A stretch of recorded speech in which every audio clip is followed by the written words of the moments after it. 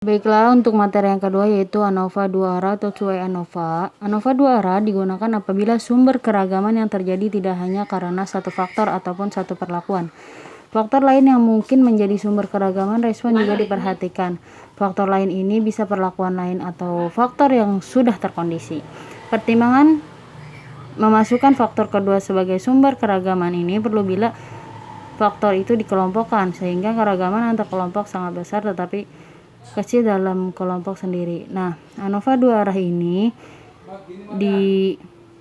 digunakan ketika suatu bahan penelitian atau suatu bahan perbandingan itu memiliki dua faktor. Jadi ada dua faktor atau lebih yang menjadikan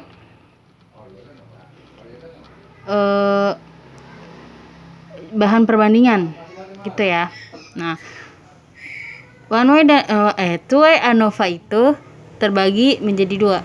ANOVA dua arah data tunggal, ANOVA dua arah data banyak.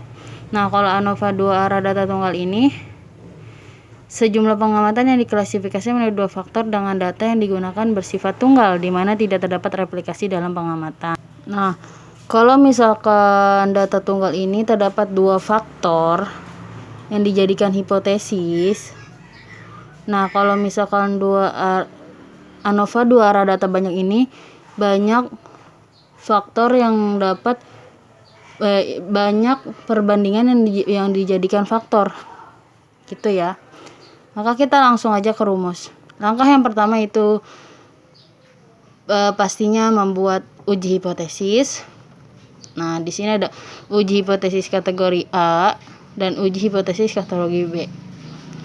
Pastinya untuk uji hipotesis satu kategori A itu untuk satu faktor, dan uji hipotesis 2 ini untuk satu faktor yang lainnya.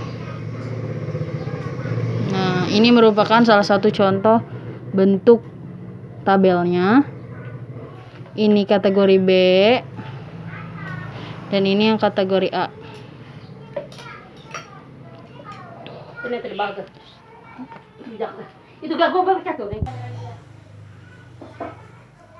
Nah, catatan di sini